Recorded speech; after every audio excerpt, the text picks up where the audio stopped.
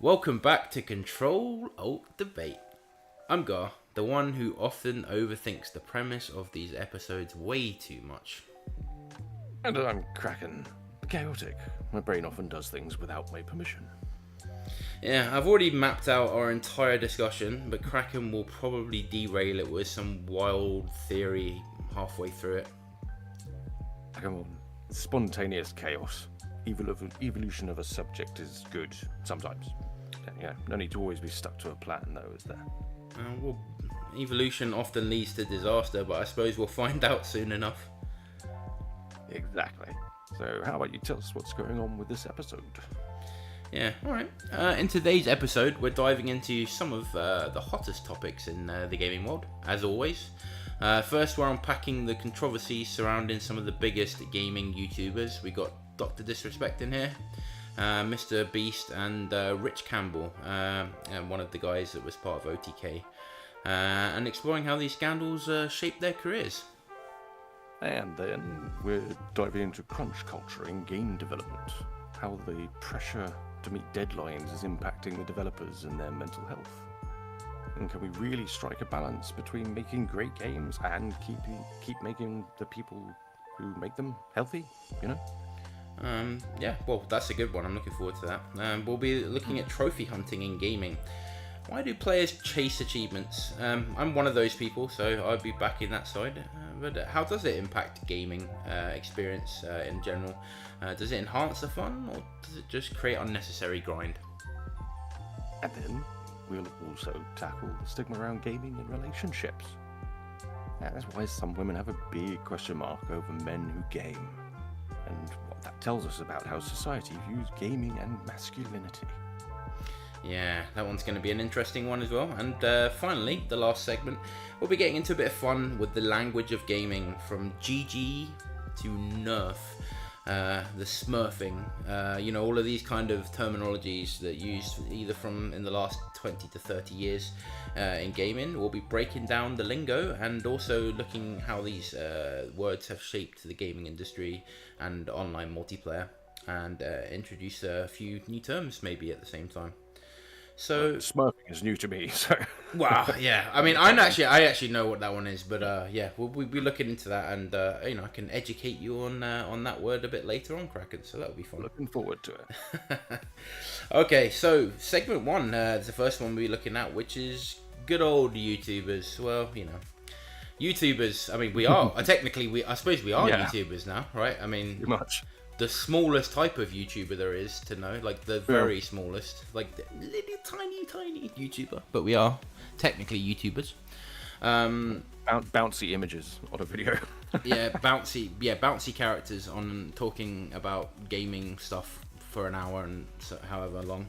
But yeah, YouTubers, obviously the big ones that we're going to be talking about. These guys are behemoths, juggernauts of the industry, of the entertainment industry, and we'll be looking at three major faux pas. I mean, faux pas is probably a bit of under word for it, but major allegedly. Yeah. Oh yeah. Allegedly. But they're catastrophes, no matter how you look at them.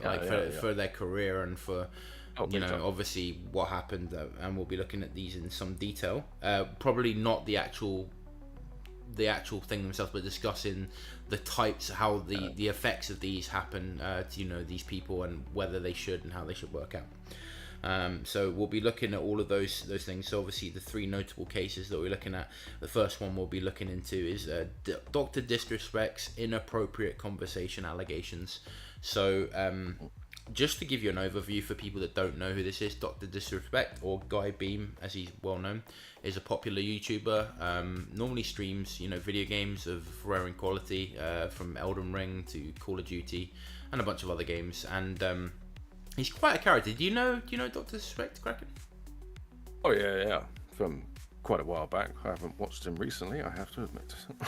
So, what's your opinion on him, like as a YouTuber? Do you enjoy his content? I mean, yeah, his stuff was pretty fun. The insults and put downs quite entertaining. I mean, yeah. But yeah, I mean, it's obviously it's quite an act to keep going for so long, isn't it? Like, you can't imagine him walking around in real life talking like that. Nah, I 100% think it obviously is an act. He wouldn't survive. Well, I mean, that's the thing. I mean, technically, everyone's a persona. I mean, I don't know. Yeah, I would consider ourselves, we have personas on the screen as we show, but I'd say we're pretty much who we are in real life in terms of our personality. Whereas, someone like Dr. Disrespect, it definitely not. The guy is just there. But that's the thing. He's very charismatic. I mean, there's no question about that. The guy pulls in huge numbers of people, and that's literally down to him just being very charismatic. But what we need to get down to is discussing like his actual, allegations, which was that he spoke inappropriately with a minor over Twitch chat. Which, who the hell uses Twitch chat anyway? Like, of all the platforms you can talk on. And by the way, Twitch chat, I don't mean Twitch chat. I mean like the DMs in Twitch, right? Which is probably the worst DM process. You'd be better off talking through Twitter or X, sorry. That's called now, or any of the other social media platforms. Way better than something like Twitch, like DMs or whatever they're called. But yeah, supposedly or allegedly, that's a better word. He had some inappropriate discussion. The details of these have been very vague, other than the fact that he admitted to it himself and then deleted the post later on X. But that's. I mean, I haven't seen that. So, did you see? Oh, I've seen it. Oh, it's been documented well on the internet. Yeah. Where he literally admits to it. But the details of the actual conversations have never actually been released. Yeah. So I think that's wrong. Like, if there was a court case around it, then yeah, sure, it's evidence. It's got to be kept until the trial, whatever. But if it's not going forward to a court, and the guy's kind of supposedly openly admitted it himself, then surely it should just be free to publish out there. I mean, I know it's a DM, but if it's something that is calling into question there's big stars, what do you call it? I mean, their reputation. I mean, it's something that people do need to know. Like, how bad is it? Keeping it hidden has obviously kept him being able to make videos, and if he has done this stuff, I mean, it's just me. I feel a bit uncomfortable about that, I think is the sort of mild way of putting it. Yeah, I mean, the thing is, the fact that he won't release it is the one of the deciding factors. What I think is definitely something untoward that's happened there, because if it wasn't that bad, or if I may say anything discussion with it wasn't that inflammatory. Or more sexually inappropriate would be the word I would probably use. Like, yeah. Oh, I mean, to his world. I see. Right, yeah. I mean, obviously, I just think the fact that he's not willing to release it is probably like a deciding factor on why I think there's something is not right. Obviously, we will never know because it's pretty much been dead and buried at this point, and he's pretty much recovered very well. I mean, he's still really big now. I mean, it's not really affected his viewership count or anything like that. Some people, as they say, someone said Dr. Disrespect is, along with some other people, Asmongold's another one, are immune from being cancelled. Because I think the viewership are the ton of people that don't care about cancel culture. And, fair enough. There's always a bunch of people that don't give a shit about things that other people do. That's kind of the long and short of it, isn't it? There's a lot of people out there with very loose morals that even after finding out someone has done something supposedly and they're just still quite willing to support them. The other argument though is that, I mean, because we need to really come at this from two perspectives. Whilst I don't necessarily disagree with what you're saying, I also have to take account is, do we just burn people at the stake without actually having definitive proof of someone's actions? No, of course not. But as you say, if this guy admitted it, then he did it. I mean, Yeah, but then there's more. It's not like it needed to go through court or anything. Well, this is the other thing, is the grey line of what he meant, because he basically released it, but then later said that she isn't a minor and that she's just young, but she was legal. Like, that was kind of the premise that I then heard later on. So it's like a kind of. Well, surely Twitch could have put forth a statement. Well, that's the thing, isn't it? Like, you don't know. So why haven't they? It's just a grey area, really. And we can have opinions. I don't mind. Like, this is literally we're giving your opinion on it. But the thing is, ultimately, he's not been found guilty of anything, by the law. The laws, could look into this and find out for themselves, and take action on it. That hasn't happened. Therefore, really, realistically, he hasn't done anything. Lawfully, wrong. No, of course not. So, but if Twitch was quite happy to drop the channel, and that's the thing. I just don't think they want to be associated with that. Like, a lot of companies will just turn their back on anything like that. He's not, as you'll see from when we get to the Rich Campbell one. That's another example of that happening. Wasn't there a thing a while back about YouTubers needing a certain level of responsibility? To not, not try to smooth over their fans, if you know what I mean. To be honest, there's still, if you go to his X, there are people still going on about that in his comments, and then you have clapbacks from his fans where people are just like, have you not got bored and moved on from this, kind of thing, basically just going. It's kind of taking advantage of someone's infatuation with you as a famous person, isn't it? To a degree. A lot of these people just want to see him brought to justice for what they think is almost a certainty, without actually having the definitive proof. So it's a very difficult line to walk, really. Where the guy has done nothing wrong. He's not been legally found guilty. Therefore, he is innocent until proven guilty. And that's literally the laws we live with, and we should. We should effectively really respect that as a people. It should be innocent until proven guilty, but there should be more. There should be more done to. But that's what. Weren't a minor, so there is no problem. These things should be. Isn't Twitch allowing it back? But the thing is, we don't know what's been done behind closed doors. This could have all been done, and it might have been investigated by authorities, and they just gone, no, nothing's wrong, and then the rest of it's just speculation from the internet. Which, let's be honest, internet detective people are not, we don't know what was said at all in the messages either, so the very fact that they're not releasing it meant it could have been a very personal thing. They just didn't want to have someone that would do that with a fan on their platform. Maybe that was it. This one's a very circular situation, because you basically just go around in circles on it, but I do, what I think in my opinion, is the answer is that this should be divulged to the general public. If a public figure is found to be found not guilty, it should be made public by an authority, and then you close the door. Right? If it's people the authorities have investigated it, he's not been found guilty, that's the end of it. Close the door. No more speculation. No more sort of people going investigating it and stuff like that. There's been a lot of false accusations just because. Well, exactly. Relating. So a lot of these have just been left with the door open, and it's just causing this to continue. But let's move on from Dr. Disrespect to an even bigger YouTuber, the biggest individual YouTuber for I think he's also the biggest YouTuber period, Mr. Beast. We're not trying to get farm clicks or anything here. We are literally just talking because he is just such a big name. I think there isn't a person on the internet who doesn't know who Mr. Beast is, at least by name. The guy, obviously, Jimmy Donaldson, built his viewership from just literally.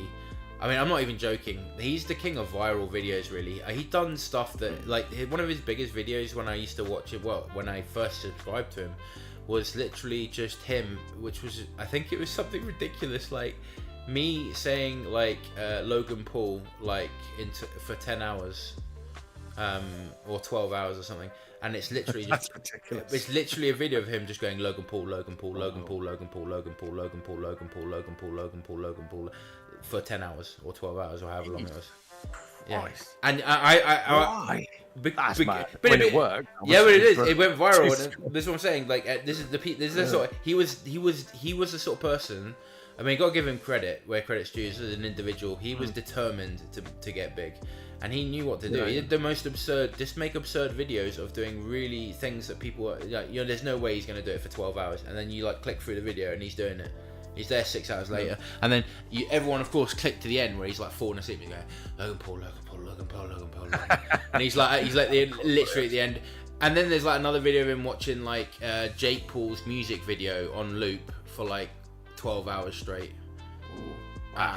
That's bad enough listening to that for like 5 seconds. Never mind 15 hours or however long he's done it for.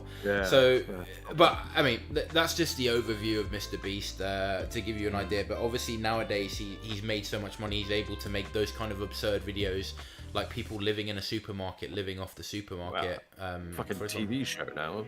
Yeah, but he's done like crazy videos. Like, he had one of his friends, like, he had to live in the supermarket that he bought, and the guy had, every day that he stayed there, he was making like, I don't know, 5 grand or something, or 10 grand a day or something. I don't know what it was, but every day he stayed there, he made like 10 grand, and he had to be away from his family and his kids and everything. And he was like, just, it was just a crazy. That's what I'm saying. That's so much money, but he gets so many clicks on it. But that, I mean, that's just to give the audience of you an idea of who Mr. Beast is. Probably they know who he is anyway, but that's Mr. Beast. I don't think there's many people who don't. I'm probably my mum, but probably even normal people at the stage have heard of him in some respect. Yeah, I mean, my mum knows who Mr. Beast is, so I mean, that's what I mean. Like, even people that are out of touch with the internet know who he is because of the. I think anyone that listens to Classic FM, my mum sits at home listening to Classic FM in the evening. So maybe some choice individuals that are not going to be, but yeah, if you've gone on the internet at least a little bit, you'll know who he is. Yeah. Anyway, get to the point of what we're looking at. The controversy that he had, which was obviously the latest thing that he's been doing is Mr. Beast Games, which is, I think, sponsored or at least Amazon have some. Pay him like a percentage for it. I think he, like you said, what was the you were telling me about the fact offline about this? What was the he spent over 100 million on the TV show. Yeah, that's crazy for your first time out the gate. And the first 2 episodes, the sets for the first 2 episodes alone cost 29 million. Like, Jesus. Yeah, that is literally like just lobbing the money. And I remember I actually watched the first episode to see what it started off like, and it's where they had all these contestants in lines, and every one of them was stood on a trap door, and I think that basically he said, all right, you in this row, this row, this row, this row, you were each a team, each of the rows is a team, and then they had to have 2 people from every row basically eliminate themselves from the game, thus not going home with any money.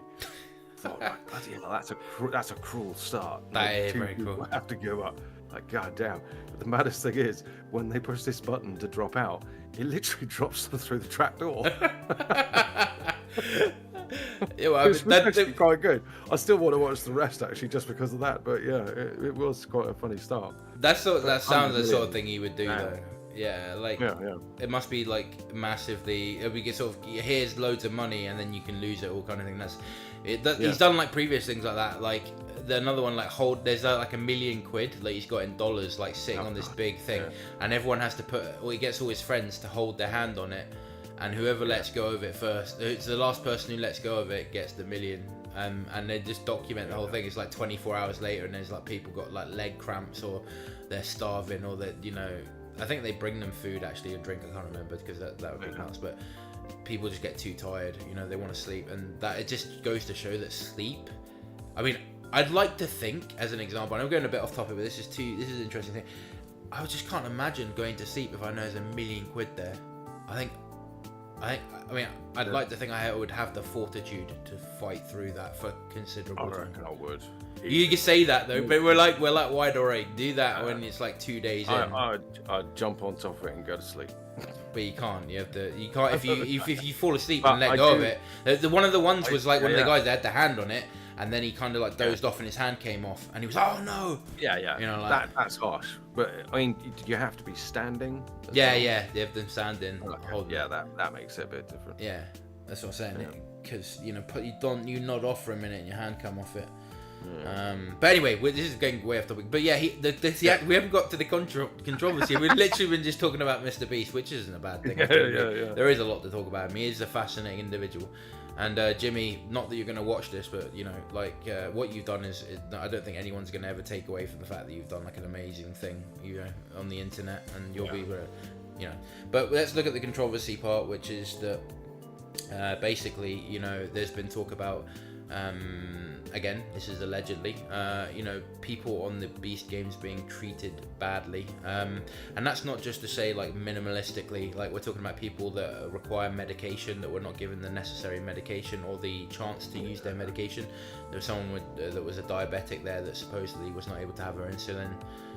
Like these are like really serious allegations. I mean, the thing is, you know, it's again not really been uncovered, but I wanted to talk about this. I'm not specifically saying that this is what Mr. Beast has done, because I would never say that. You know, it's all alleged, and just want to make that clear.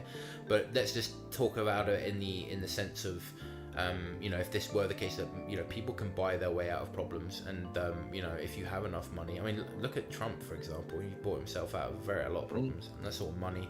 And money buys you out of a lot of issues. And allegedly. Well, allegedly. All of this is allegedly, just to make it before anyone thinks of suing me. You know, I'm not saying anything bad. I'm literally just saying that, you know, money can get you out of situations. You know, whatever. It can help you a lot. And we don't know what's going on behind the scenes of his Beast. I mean, imagine just imagine the lawyers he have. Just thinking about having to face the Mr. Beast lawyers is enough to put you in the. No, they're probably watching the show, going, "Well, we can expect something like that. Let's start up with the paperwork and let's get ready for it." Well, I mean, it wouldn't be worth it. We're not, you know, you know, we've got like 0 viewership, so you know, we're not going to have any impact on him whatsoever, unless someone's watching this in the future and we've become like a multi-million like subscriber debate. In which case, we're so sorry. You're screwed. Yeah, if that happens, but we'll cross that bridge if ever we get to it. You know, I'm not expecting to be in that kind of position anytime soon. But you know, the perception of people's response on this kind of thing with someone as large as Mr. Beast, I don't really think it affects him at all. Obviously people will look at it, but Mr. Beast views not affected. Most of them are watched by people that don't follow that kind of thing. They don't care about a controversy. They don't care. They're just like, Mr. Beast is awesome. Mr. Beast is this. Mr. Beast is that. I love all of his content. They're not even reading the news. Most of them. Yeah, to be honest, it has to be a really serious thing, like a morally, like what the hell, dude? You know, for people to walk away. And whilst those things are bad, they're not like, oh my god, you know, he did something really fucked up. So most people will just not care. They'll just be like, well, the show is entertaining. I need my entertainment. I need my fun. I found this shit funny, so I will watch. And unless it's something really, like really fucking bad, they'll just keep doing it. The guy just pumps out entertainment. And that's not me kissing his ass. I couldn't give two shits, but it is just genuinely.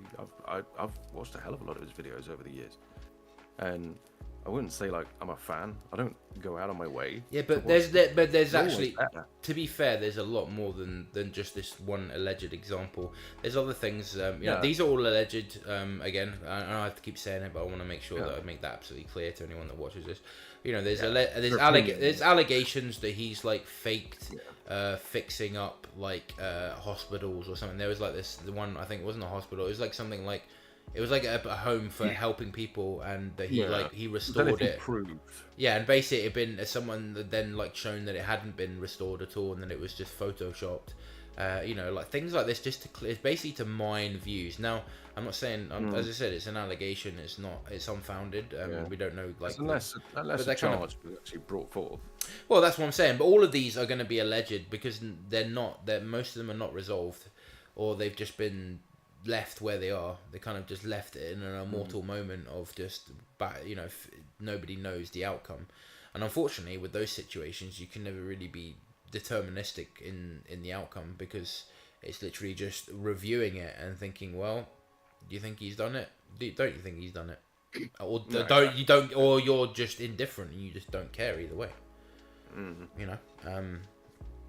Mr. Beast, is one of those people, like, he's built, he's always going to have haters because of the size of the amount of money he makes. There's going to be people that are jealous. There's going to be people that are just, they're looking to take him down. There's always a case. But there is someone that's been a real person that's, like, laid into Mr. Beast, which is Rosanna Pansino, who is a very popular, like, internet chef who does stuff around gaming.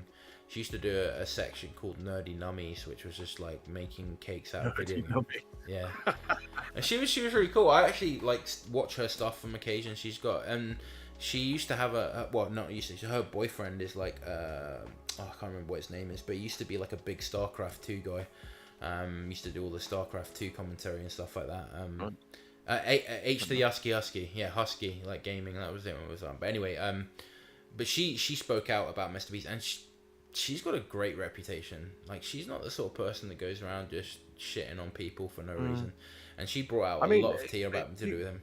So you could also argue that in some respects, with the kind of absurdity of some of Mr. Beast's prizes, it's taking advantage of people's desire for money and fame.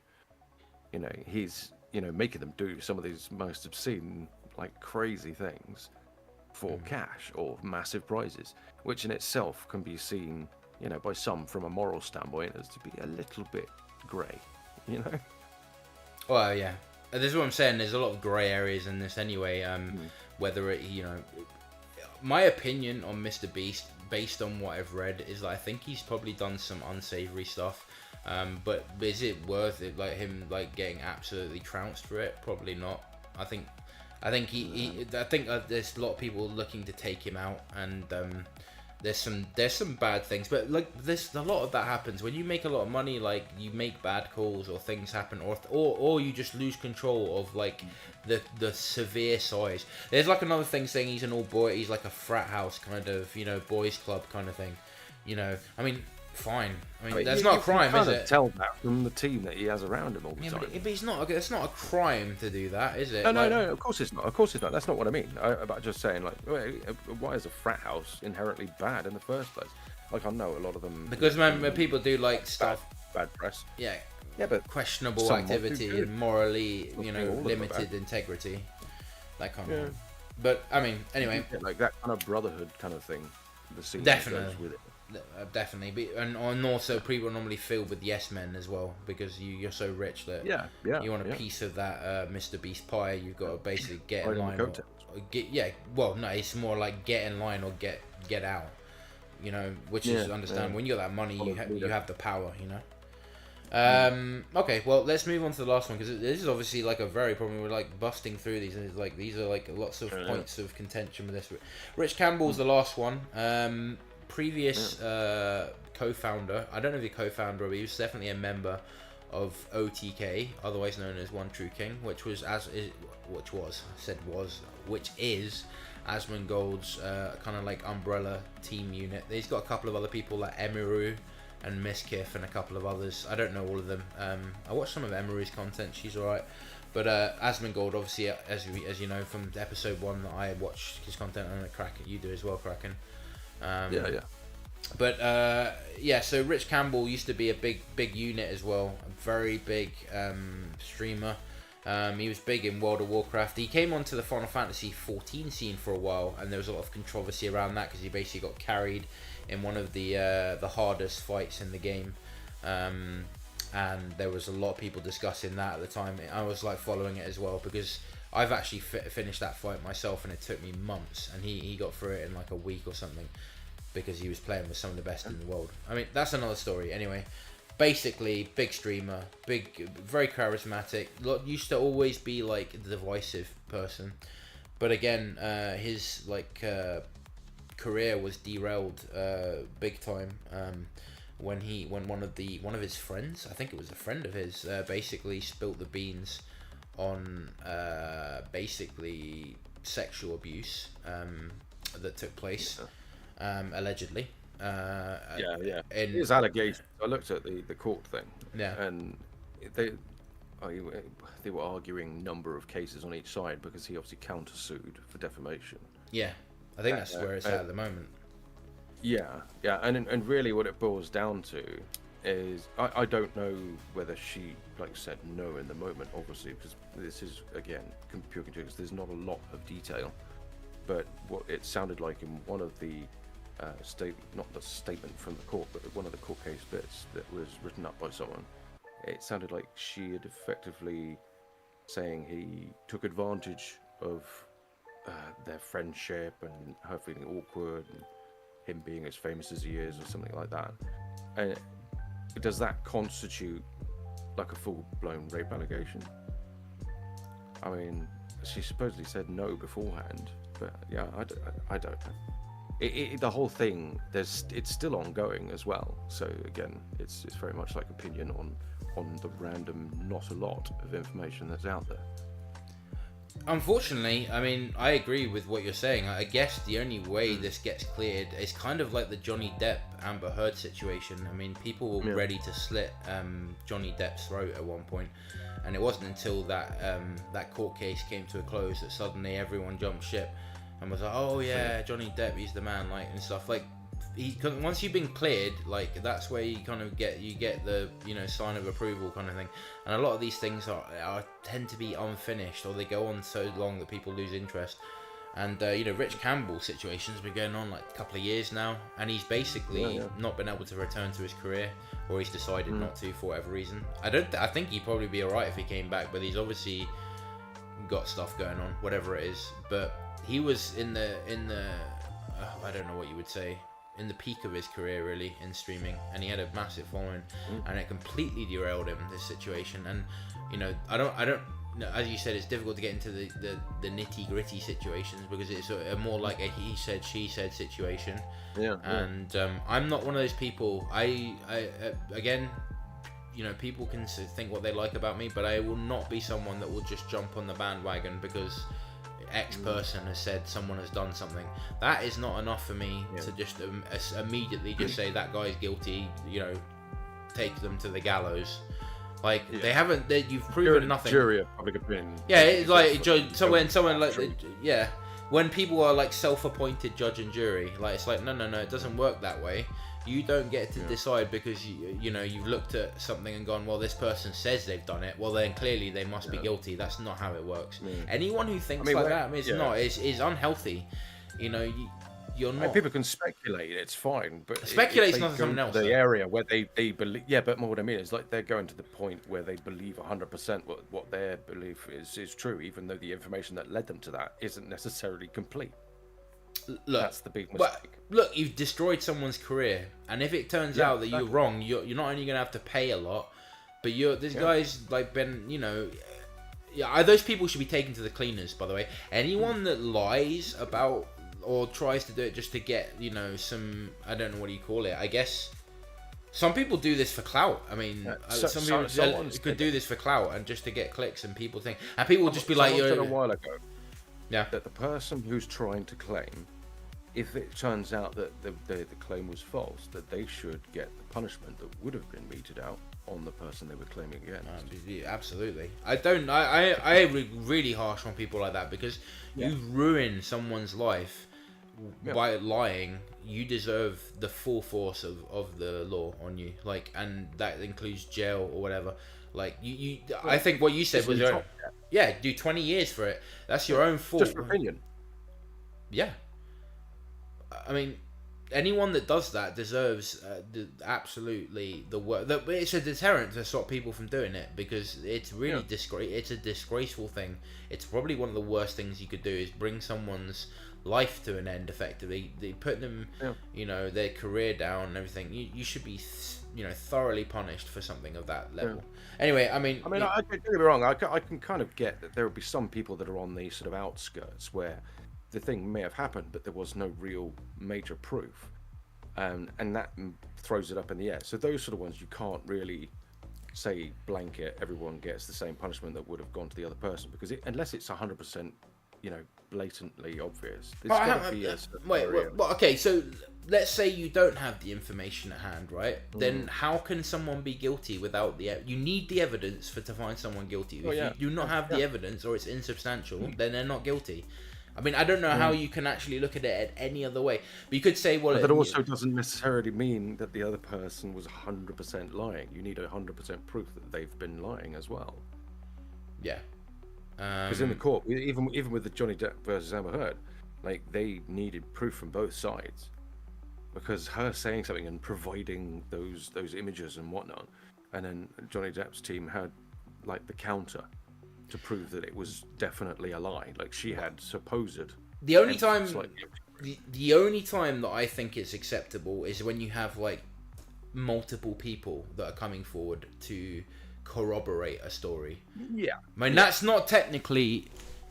It's not proof of something, but it's evidence in itself. Probably wouldn't bother going forward anyway, would they? Well, it's evident in itself. There's no way there's going to be, like... It's kind of like whatever, these people where what's that guy, the guy that's in jail now, Harvey Weinstein, is it, the guy for the movie mogul person? Anyway, like, he got done by that, where a bunch of women came forward and basically said that that he was allegedly this, that and the other. Well, he's been found guilty anyway, he's in jail. But like, that's where an example of that occurs, where you've got multiple instances of things occurring that clearly point towards a truth. But if it's just like one person's voice, that's not evidence for anything. I'm sorry, that never will be. Anyone who thinks otherwise is frankly delusional, in my opinion. Yeah, exactly. I mean, even like a single eyewitness account isn't really enough unless it's paired with a bunch of other stuff. Yeah, and you need corroboration of your your evidence. Like, if you bring evidence, it needs to be corroborated. I mean, it's kind of like the same way that science works, just in a different way. Someone writes a paper and it's peer reviewed. They don't just go. Well, if you want to compare that, it's like someone writing a science paper and then saying, oh yeah, we're going to include it into scientific databases when it's going to become part of science. So it's like, well, hang on, it hasn't been peer reviewed. That's definitely true. Exactly. I say it's true, therefore it is. Like, that's not how it works. Yeah. So it's the same way with evidence or people's. You can't just someone can't be taken down with just someone's opinion. It needs to be corroborated. Anyway, let's move on, because we're only in segment 1. It's unbelievable. This is unprecedented amount of time spent in one segment, but it's been good. Let us know what you think, guys. What do you think? Obviously, we've just had a massive discussion about all three of these. There's a lot to be said and a lot of opinions, and maybe ours are very sort of narrow and not as maybe there's some things we've missed. We'd love to hear if we have missed something for our lovely viewers, or one of them at the moment, it would seem, but hopefully some other people will check this out. We don't have a bot trying to sell us viewers or something. Maybe near them, no. But anyone who watches in the future, we'd love to hear if you've got any comments on this. But let's move on to segment 2, which is now looking much more directly at gaming, which is the crunch culture crisis, the dark side of game development. Both myself and Kraken have actually worked in video games, as we've mentioned in previous episodes. We've worked in development and the QA publishing aspect of games as well. And crunch culture is something that I actually feel really strongly about, because it literally tore the soul from within me, and I don't think I've ever reclaimed that part of my soul when I did a real big stint on development during the late 2000s. Basically crunch culture, for anyone who doesn't know, is the element of gaming when they need to reach a deadline for release. Normally people are expected to work way beyond operating hours, and sometimes that would also encroach into weekends and evenings. Sometimes 7-day weeks, and yes, I have done 7-day weeks myself, unfortunately, and it is soul crushing when you're doing that amount of time back to back without days off. It can really do a number on you. Kraken, what's your opinion on this? I mean, it can get a bit harsh, can't it? Like, you've got people suddenly being made to work through the night, last minute, end of the day, and they're just like, look, we need to do this now. And then, I mean, they've still got the next day to go to work as well. I mean, it's quite brutal. I remember one night we had to stay because it was before Christmas, and then they asked a bunch of us if we wanted to stay all night. Now, back then, they asked. Now, I can imagine that if your line manager or someone isn't as friendly as ours was, that it wouldn't be so much a question. It would be like, you like your job. Yeah, I mean, I've done it myself. We got pizza, It's like, hey, we need you to work tonight. We give you a pizza. Ooh, a pizza! Yeah. Wow, you guys really know how to make me feel happy. More of the fact was, like, I remember just the mention of pizza used to make my stomach turn, because I was like, oh, that's another evening where I have to stay at work. And doing it on day to day, on back to back, is actually soul crushing. At one point I was just getting up, going to work until like 10 in the evening, and then going home, going to bed, and getting up the next day and doing the same thing over and over in like the sort of final weeks of projects or even months. This is no slight on my employer at the time, or like my direct boss. He was just under instruction from people higher up the chain. But I think that just in every company, this is how it works, in the gaming industry. It's unique, really. Probably there's some other industries that do it, but I am only aware of the gaming industry, and it's because everyone wants to be in the gaming, and you're expendable. It's probably the most expendable industry where if you're lower down in the tier, which I wasn't like super low down, but I was doing QA, quality assurance, and at the time, you were expendable. Like, if you get in line, do the overtime, or we'll find someone else who will do it.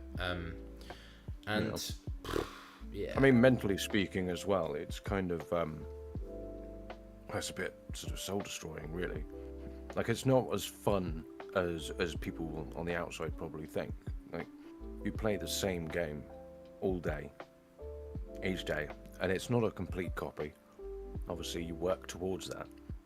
But, my God, when you do the same, let's say, racetrack, right? You do the same racetrack probably about 300-400 times in a day, just to, like, check out if every turn is correct, or all the animations of the crowd nearby are correct. Like, it's all these things, and it I suppose it kind of like takes it out of you in a mental factor more than Well, that's the thing. People are exhausted on these. Like, I can, like I said, when I said a piece of my soul was gone during this particular crunch that I did in dev, I actually still think I have never retained that part back. It was absolutely soul destroying. Literally like 4 weeks on the trot of just basically working in the office. I remember sleeping on the couches or falling asleep on the couch waiting for builds, waking up in the middle of the night, or like, not maybe no, like 1 o'clock in the morning, and like someone bringing a build in, and they're like, yo, we have to check this build. And then you finish that and you go home and you're exhausted. You're like, it's literally like 2 a.m. and you got to go to bed and go to work, back to work at 9 again. It's just, it was insane.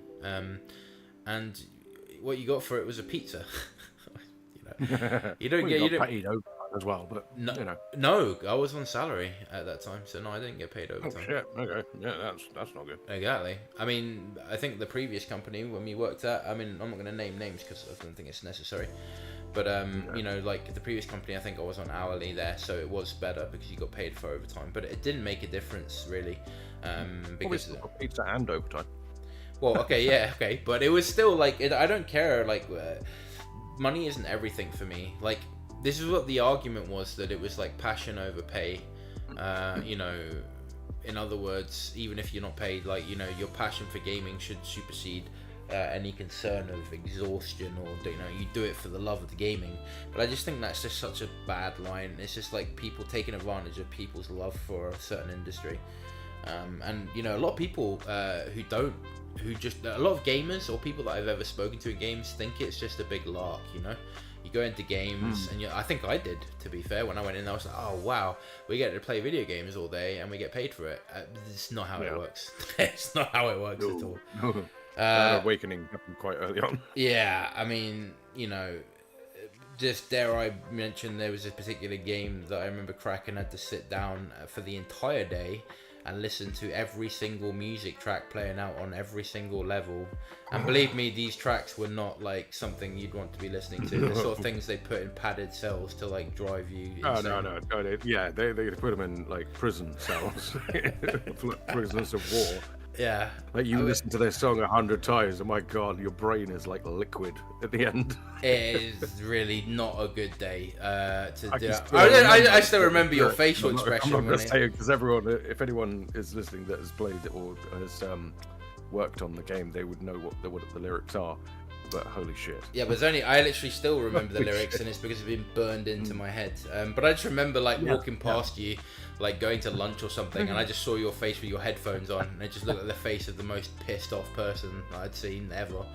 It's just hilarious. But I mean, anyway, there was good things about the industry. I had a lot of fun working in it. Some of the best times I had there. But crunch periods are just terrible, and they need to be stamped out, in my opinion. They need to get gaming culture and the idea that people take advantage of people because of their love and passion for video games. Someone like myself, that will never go. They're not going to take my. I feel like doing one of those sort of Braveheart ones. You can take my time, but you'll never take my freedom. You know, I like to play video games and all that. That kind of thing. It did feel like that at some points, but at the end of the day, I will always love gaming. Nothing, even like doing crunch periods for like what felt like forever, is never going to take me around. But have you any more thoughts on this one? Anything you want to say, Kraken, about this particular topic? I mean, I'm pretty much in agreement.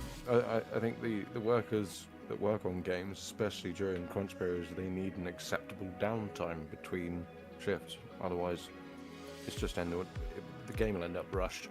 I can imagine in like the lower development areas, where they've got to read code over and over again, a mistake will be made, and then that just, I think, will prove detrimental in the long run. Yeah, agreed. Well, let's viewers, what do you think about crunch culture? Have you experienced any pressure in your own job? Similar to crunch culture, even if you don't work in the industry, have you ever felt that in your own line of work? And if so, how did you handle it? What do you think about the best ways for studios to handle deadlines without overworking all the developers? I mean, the people have to get the work done, they have to hit the target, but it's normally at the expense of people's well-being because shareholders have a deadline to meet. And if you could send a message to game developers about crunch, what would it be? What would you say to them? How would you change it? I'd love to hear your comments as always. Feel free to leave them in the comments section, and we'll read them. Okay, so let's move on then to segment 3 for today, which is one of my favorite ones. I've been looking forward to this, and this would be definitely a showdown. Well, it's a showdown because it's kind of fun, but like me and Kraken definitely have opposing views on this, which is trophy hunting in gaming, the chase for digital glory. And I am one of those motherfuckers. I absolutely am. How many games have you platinum now? 51. I'm very proud to say. In about 10 years, I think 10 years. So 51 in 10 years. How many is that? So that's probably five a year. My Steam library of games has a completion of single digits. So I mean, fine. I mean, there's nothing wrong with that. I literally, as I said, like each to their own. But there's definitely people that I've met over the years that think trophy hunting is the dumbest thing that's been introduced into games, and that they ruin experiences. And I'm just like, I don't really see how they can. No, I don't see it ruining experiences at all. I mean, it offers something for a certain type of person, but I do not see personally the need to, like, I don't know, like, Jesus Christ, like, some of them are so pointless. It's like meet the cat or something, and it's literally like as you start the game, you suddenly get a fucking achievement for talking to a cat. I mean, Jesus Christ! I love that it was a cat. Games that do that, yeah. Talk to a cat. Yeah, I was just thinking something random, Well, talk to a dog. It's something really stupid like that. Achievement 2: talk to the dog. Game. You achievement. You pressed start. These are actually, there's a name. You know, there's a name for these. There's actually a name for them, which is what do they call it? what's when you say, what's another word? I can't think of the word right now, but it's like contribution achievements, but it's not called contribution. It's like taking part. This is like 0. It's like taking part. Oh, participation. That's it. Thank you. Participation ones. Participation trophies, which I think are a waste of absolute time. I think so are. Come on. Yeah, it's like, well done. You start. There's You press games that start. are literally just participation trophies. You get one for the end of every single level. Like, Yeah, I mean, what exactly? I mean, but that's really just probably for the business to see how many people have got through the various levels of their game to determine like why people stopped here. Has it got boring? Yeah, I reckon that's more like for statistical value for the business to like kind of, you know, do. I would hope so. Otherwise, it's extremely bloody lazy. Yeah, I mean, exactly. But I think a lot of those are used for like statistical information for the development companies to look at, like why someone stopped, why the vast majority of players like dropped off after like chapter 5, you know, what was the reason. You know, they can then look at it and like break it down and stuff, or do surveys and stuff like that. But the actual other achievements, you know, like the hard achievements, that's the kind of stuff that I go for. It's like, you know, the 0.5% ones that have like nobody's bothered doing. I'm like, yeah, that's the ones. To be fair, I do enjoy some cool achievements. You know, like what was that game we played the last time I was over at yours? The one where we were fishing and Star Ocean. Yeah. The remake. You had to catch the rare fish in each area. Yeah, that was fun. I like that. It's little things like that I find kind of nice. But the listings, like just travel to this area. Oh, congratulations, you arrived at blah. Here's your achievement. I mean, waste of bloody time. Or the opposite is things like catch 5,000 fish. Like, Jesus Christ! Like, come on. Well, at least be imaginative with them. What would be the tipping point for you though? Like, imagine there's like 100 trophies and you did 85 of them, or let's say even better, 95 of them, and there was a trophy that was doing your head in. Would you persevere to get the 100, or would you be like, I could have it at 99. I could have it at 99, and if the last achievement is something really long and boring, I would just be like, okay, cool. Okay, that's what I mean. I can't do that. I would have a meltdown. I'd be looking at it every day, going, "That one trophy's pissing me off. I've got to finish it." Like I would look at it every day and be like, no. Fair enough. I understand that. But that's what I mean. That's the thing, isn't it? It's between most people that have views on trophies tend to fall into, I will play it and do trophies if they're fun. As soon as they become a frustration, that's where I draw the line.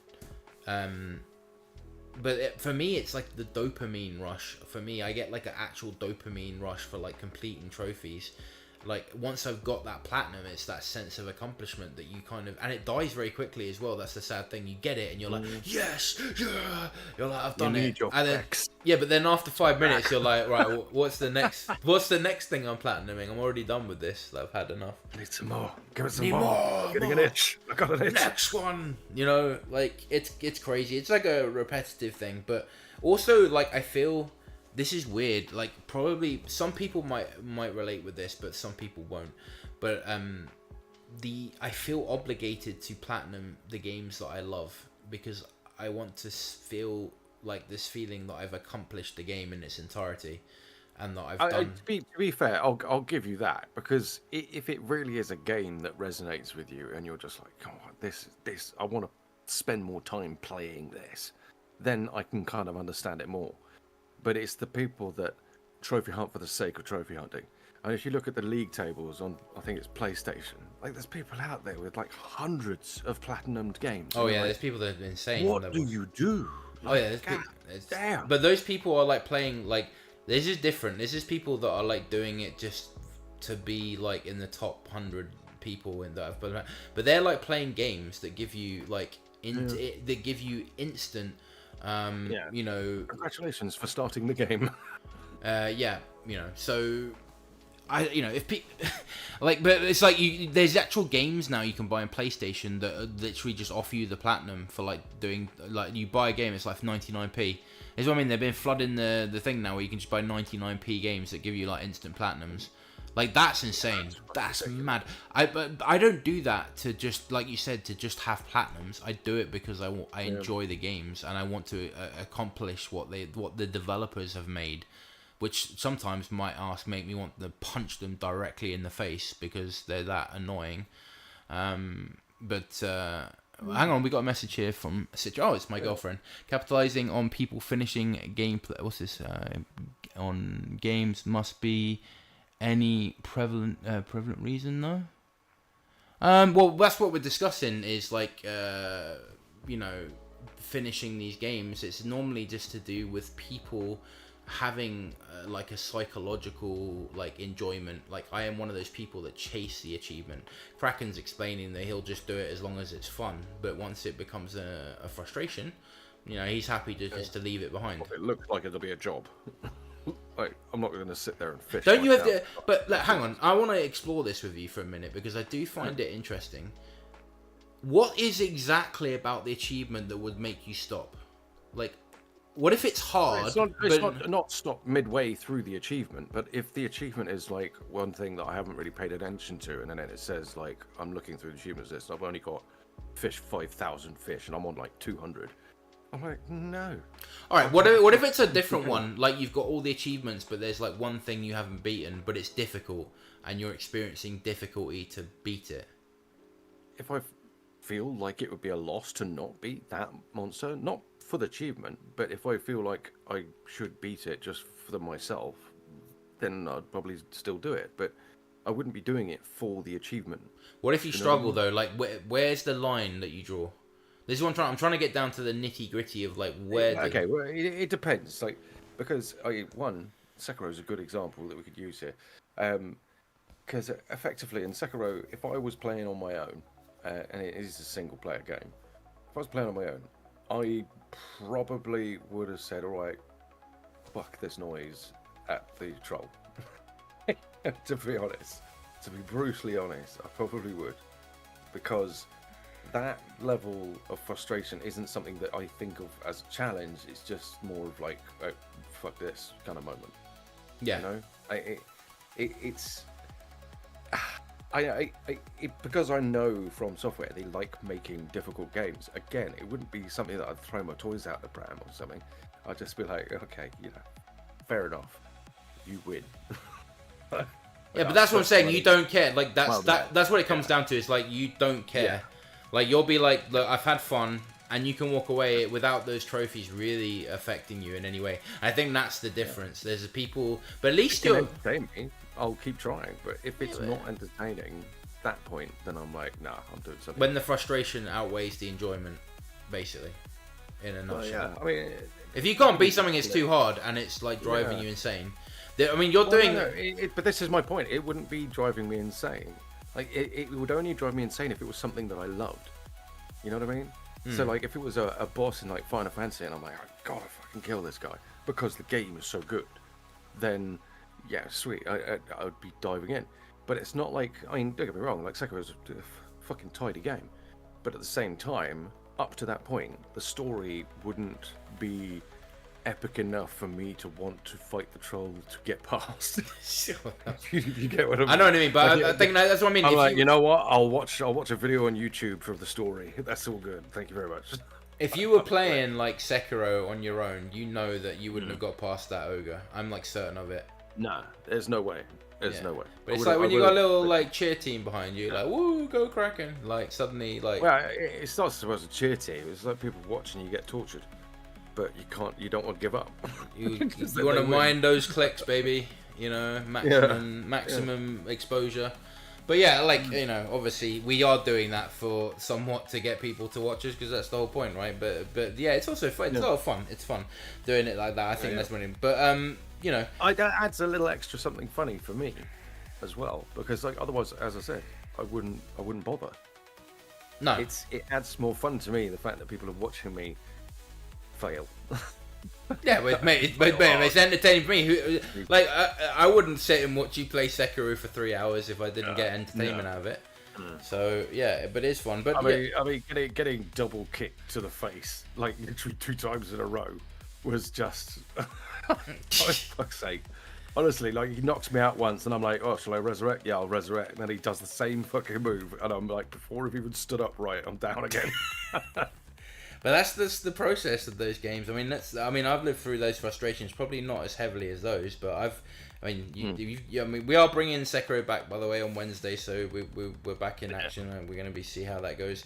But yeah, there's a lot more perfect, tougher. but we've got it better than it was. Yes. The quality was a bit crap. We'll see how it is. But anyway, getting back to the point, just going on the achievements.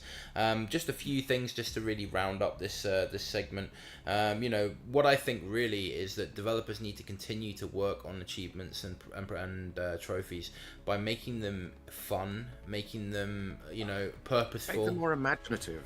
Yeah, but just I only care that they're purposeful. Like, please don't go and collect 50 chicken legs or whatever, like whatever it is, and just walking around picking up chicken legs is not fun. It's just not. Like, anyone, I mean, I'm not talking about literal, like, this is not a game, by the way, I'm referring to. There's no game where you have to pick up chicken. Well, there probably is a game that has to pick up chicken legs. Probably is somewhere. Not that I know of. Like, I just use that as a generic point. It can be anything.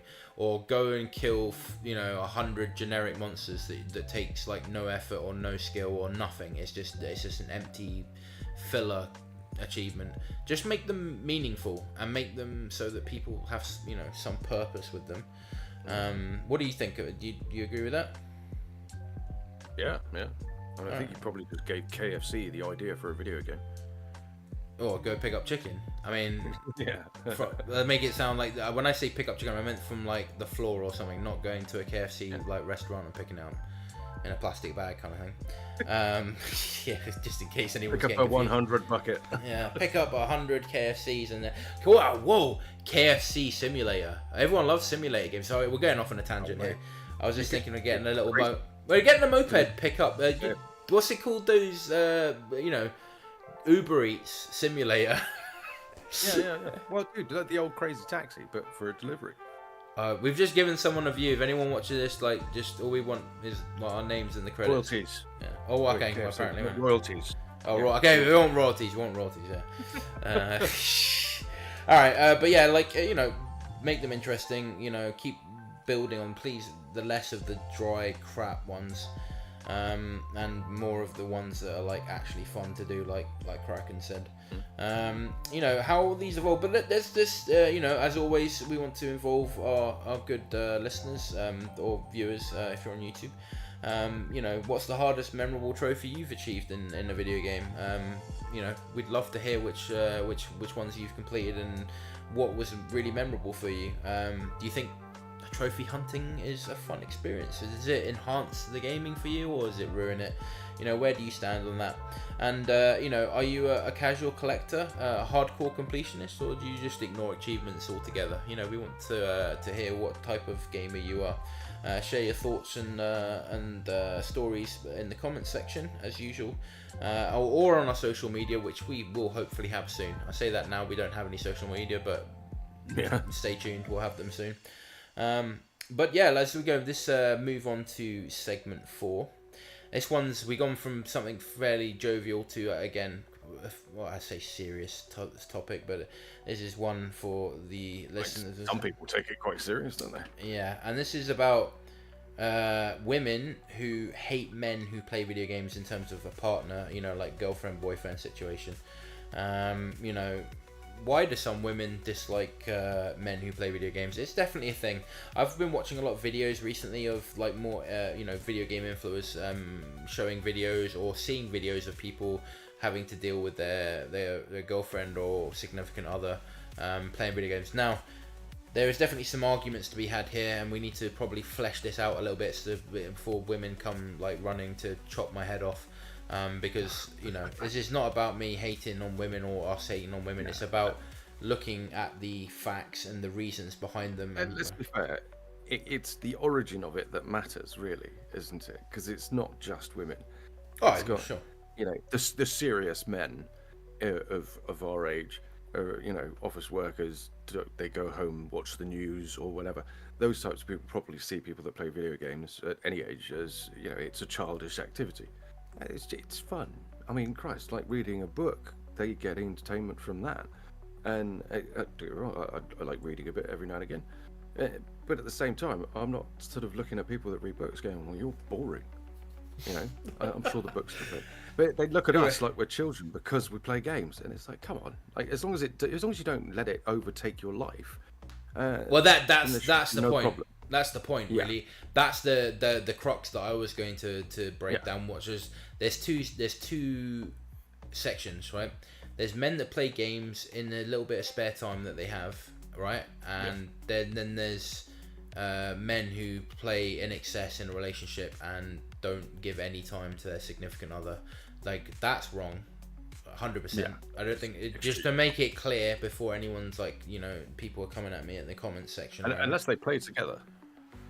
Oh yeah, I mean, but that's considered spending time together, isn't it? So you're spending time with your significant other and not like either. Well, as long as it's not affecting your life in any way detrimentally.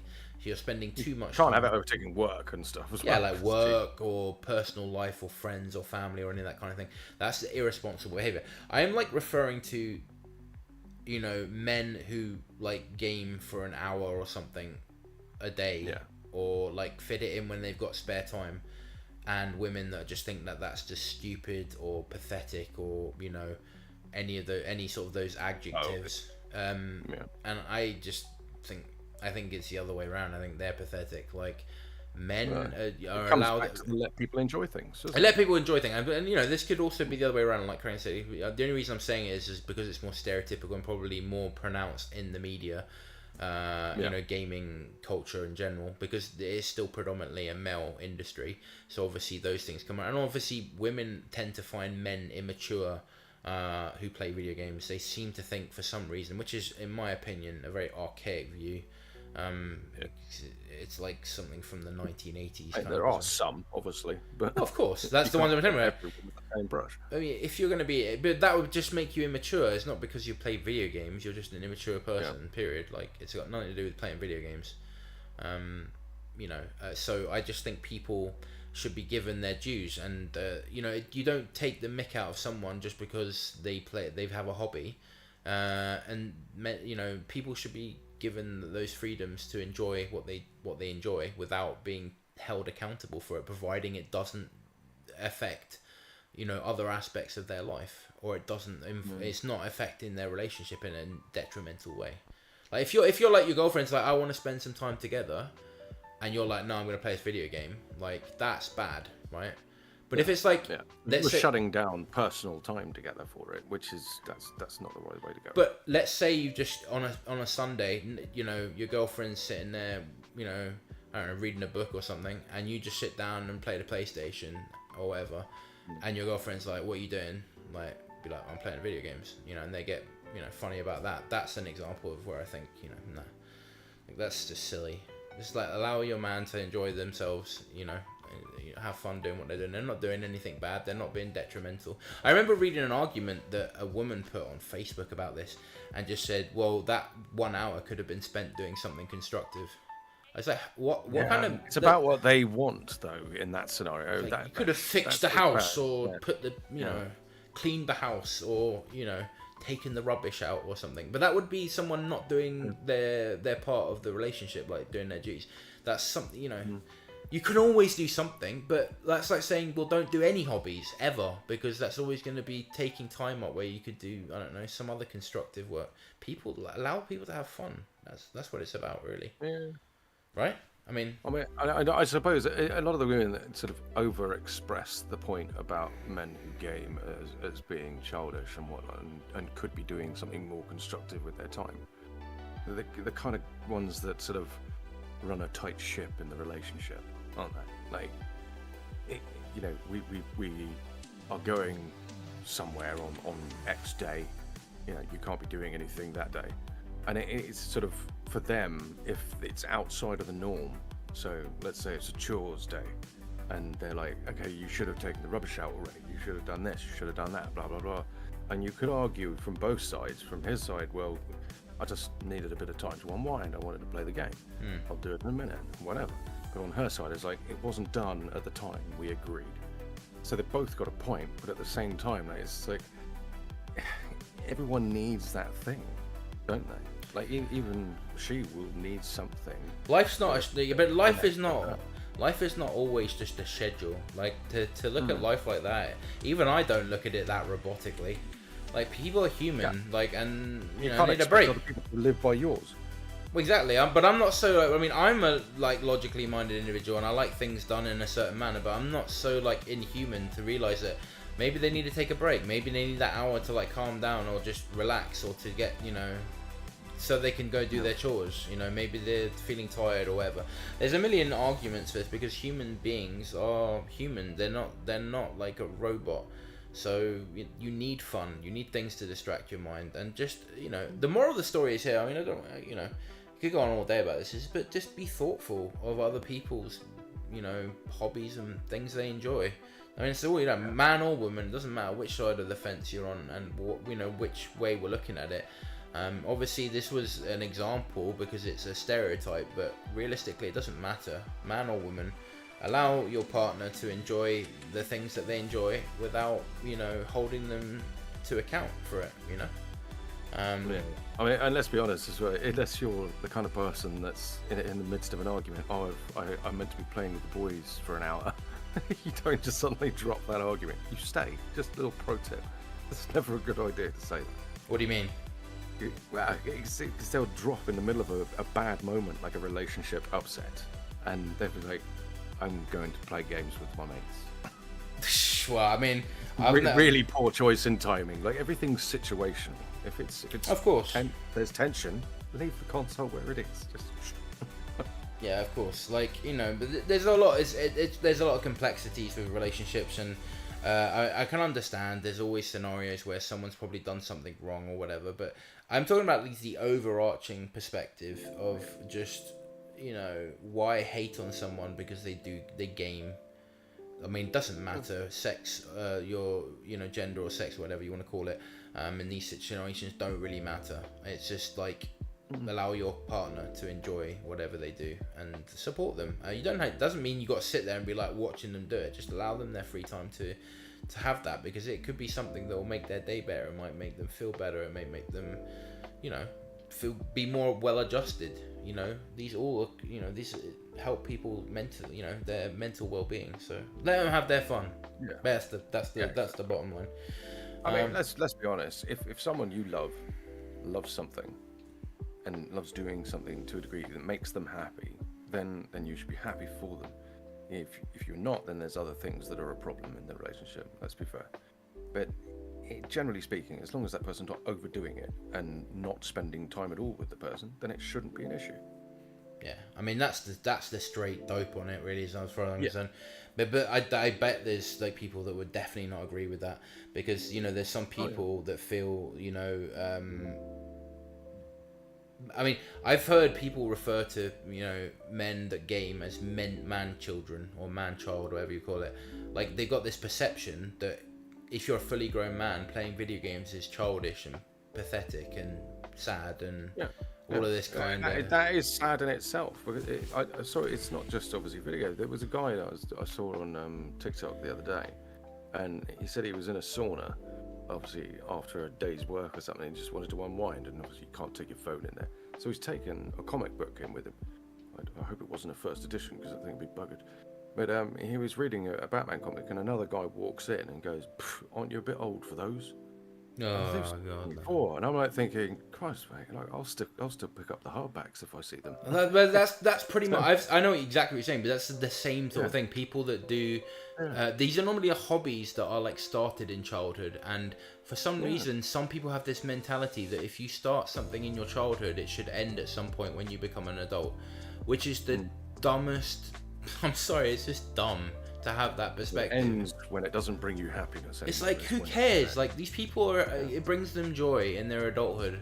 It's not affecting anyone. It's not, as long as it's not affect, as you said, like we just, as you said many times in this period, in this segment, as long as it doesn't affect the relationship negatively or affect them as, you know, in like an addiction or something, or it's causing problems, then just let them enjoy them. It's not hurting you. What's the problem?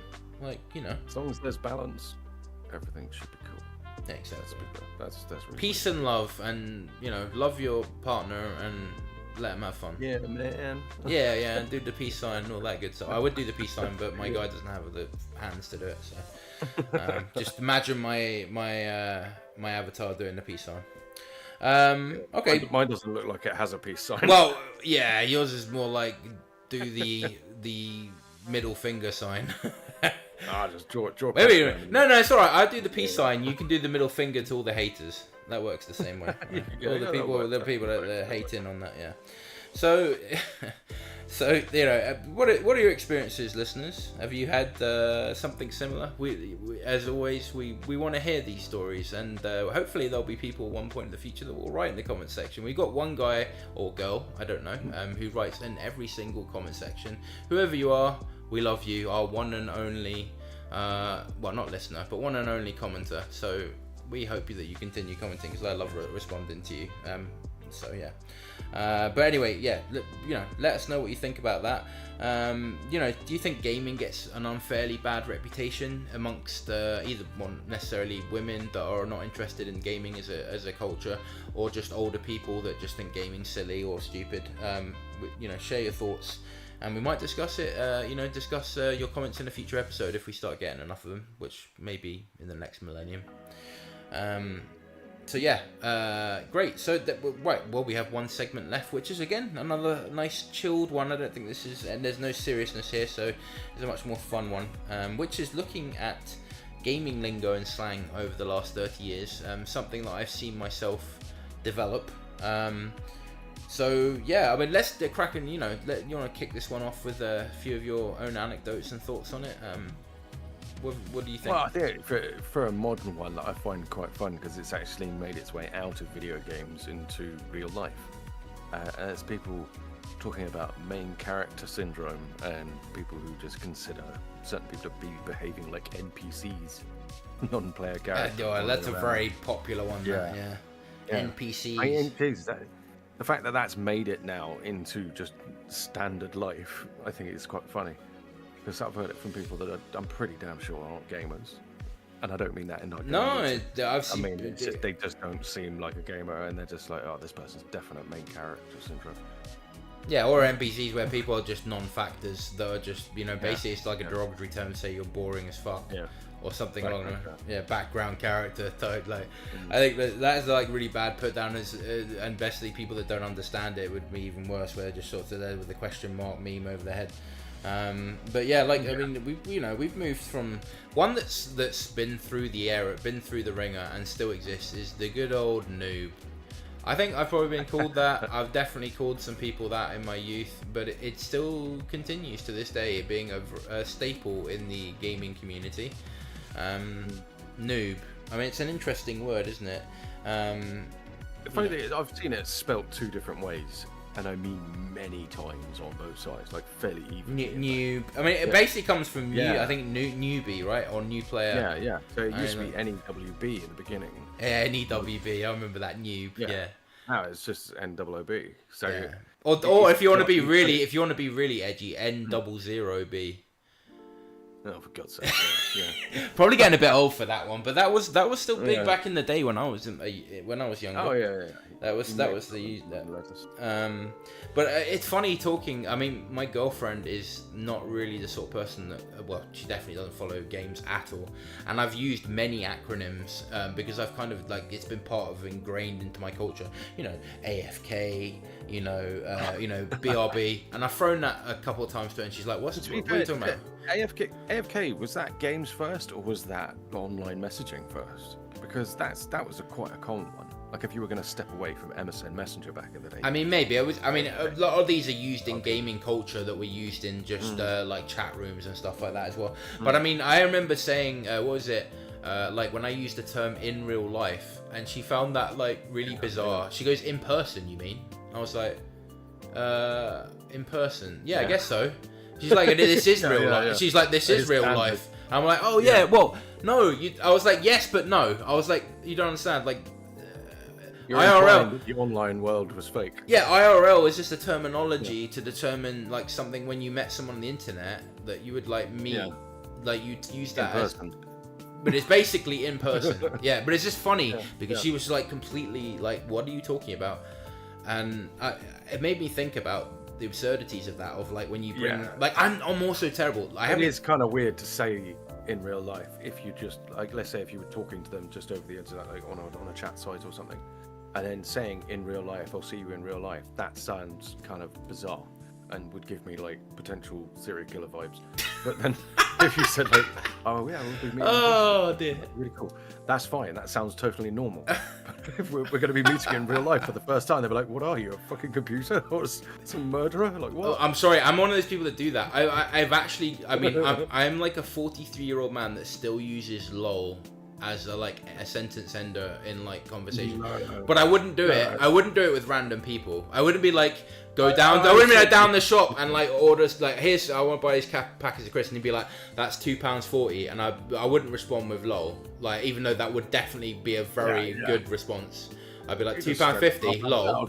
£2.50. Yeah, but like I mean, I'll just be like, I'm not paying £2.50, mate. Like you know, but in my head, it would be £2.50. Yeah, in my head, it'd be £2.50. Lol. That's literally what I want to say because that's how my mind. Yeah, I know, but it's like I've used that. In my head, it's like you fucking what, mate? That's another, but that's a meme. That's a meme. That's that meme from that ginger haired kid, you know, and he's like, "You what, mate? Yeah, go. You're using an internet meme yourself. That's why it's so funny. You've literally just used an internet meme, like to explain away, like using another internet meme. Well, it's an internet terminology, so it just goes to show, like. Yeah, but I'm sure it was around before the meme. It's just when the meme is made, it suddenly becomes even bigger, isn't it? Like, I'm sure it's been on like a TV show, probably on like the Fast Show or something. but I think the terminology, I mean, OP is another one. I think I still use that occasionally, but not so much outside gaming, because but I've heard people use it outside gaming, like friends, like being like that's really OP. Like, but talking about you're like in a garden center, and they're like that lawnmower is OP, and you'll be like, what? What the fuck? I've that would be hilarious. Imagine just going into a garden place and there's like professional gardeners trying to pick up equipment, and you're like, how OP is this lawnmower, mate? It's super OP, mate. Like, but yeah, it's just that's what I mean. I'm gonna get into it, but you could add other things into it, like poggers, which is also. I mean, this lawnmower is really OP and it's super poggers. Like, I mean, you wouldn't. I wouldn't even know what the fuck you meant by poggers myself. So what the fuck is poggers?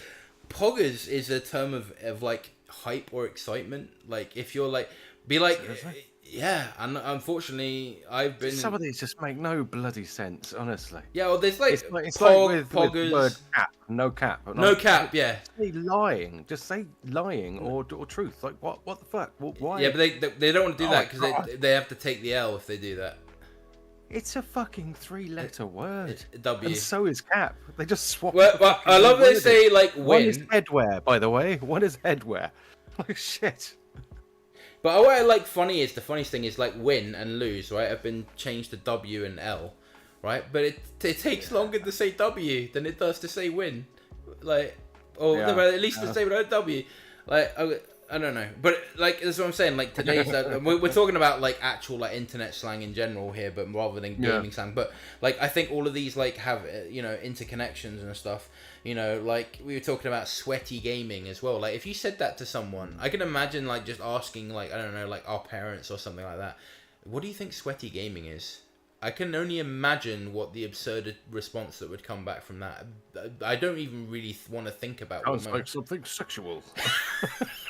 Oh dear God! Don't that's a terrifying thought. Or honestly, no. It reminds me of the time when I was a kid. I asked my mum because I was quite into anime, so I asked her. It was a superhero phase. So I was asking about Flash Gordon, right? And she went down the video store, and she came back later, and she was like, "I can't believe you asked me to ask for that. The video man said it's pornography." And I was like, "What the hell are you talking about? It's Flash Gordon, like Flash." Oh. And I love it, Flash. Oh my God, he said Flesh Gordon, and I'm like, Jesus Christ, not that one, because that one was just like a porn parody film. And she's like asking some dude, and she's like 60 or something at the time. Fucking hell. Oh dear, sorry. Went to a video shop to ask for a porn for her kids. I had a microphone warning there. Sorry for the excessive coughing. They blow my head like turned tomato coloured from that. Jesus Christ. But like gaming terminology is always making me laugh. Like smurfing. That one's a good one. Yeah, And you got to tell me what the fuck that means, because I have no idea what smurfing is. It literally means when somebody creates a character. Let's say someone that's super high ranked in like the top. You know, if you look at like I don't know, like any of those sort of like competitive games, we have platinum. You know, when you get in the top gold, platinum, diamond, and then like you got like top 500 or whatever. These sort of people that are in the higher echelons of those areas make a brand new character and then go into like bronze lobbies and just murder everyone. And that's called smurfing. Is this quite an old one then? Yeah, it's been around from early days of like Dota and stuff. Yeah, it's been around a long time, and it's still being, like I said, a lot of these words have like survived over the years. A lot of the terminology is still used. I mean, GG still use that, like people still using that, and that's another one that I've that unintentionally has like entered into real life as well. When someone's done something, GG response is kind of like nice one, kind of it's like that kind of thing. Yeah. So like you know. These kind of words have become part of the zeitgeist in just general the world. Even if you have it online, you know, it's part of just internet culture and gaming. And it's always fun like seeing people. I mean, meta's another one. I love people who use meta or meter, depending on if you're meta. You're like side questing as well. It's like people that talk about their crappy jobs in the beginning. They're just like side questing before they go to the main branch line quest of their actual career. I've never heard anyone referring to their jobs as if it's a World of Warcraft game. No, not World of Warcraft. Mainline questing. I'm going for the career. They don't necessarily use the mainline questing thing, but when they talk about before their main career, they say that it's a side quest. Oh, okay. I've heard people referring to, unfortunately, some people referring to that as conquest. You know, in terms of side quest for like you know their other partner, like a sexual. Whatever you call it. Yeah. People saying side quest using them in that term. From before games were even a thing. I'm sure. Yeah, unfortunately, I don't really, you know, that's another thing. We're going off the topic there on those people using that. But yeah, it's you know, I love gaming terminology. I always find it funny. A lot of it's just amusing and fun. And obviously, this has been a fun segment of the podcast. And maybe I'll start looking at some other things that are like this because that was a lot of fun. And obviously, yeah, you know, listeners out there, you know, what's your go-to gaming term? Or is there one that completely confuses you, like as we were just now? Or if we brought this to any of our family, probably they would be very confused. But we'd love to hear what you think is there and tell us the stories. We'll happily read them all. You know, and, we'll maybe propose like a fun challenge in the future with something like that. Like if we can create a new gaming term, that could be something fun. We might put a poll up in the future for something because I think that would be a lot of fun. Coming up with new gaming terms are always something amusing. See if we can get it trending virally. But that will be when we have potentially more than 2 viewers. We have 2 viewers at the moment. Oh my god, we're world famous, Kraken. Let's bust out the signature paper so we can send people our. Thank you for coming in. The paper will be worth more than the signature, unfortunately, but you know, so it is. But yeah, thanks for joining us on today's live debate. Please feel free to share your insights, as I've mentioned before, or to keep our discussion sharp and our debates dynamic. Absolutely. And I hope you enjoyed a little bit more spontaneity in this episode than usual. Chaos, obviously. Remember, your feedback makes this debate even more epic. Yes, and before we sign off, don't forget to subscribe, follow, and all that good stuff. And look forward to our next podcast. So that's a wrap on Ctrl+Alt+Debate. Keep the peace, pixels, and power-ups. Don't rage quit. We'll catch you on the next.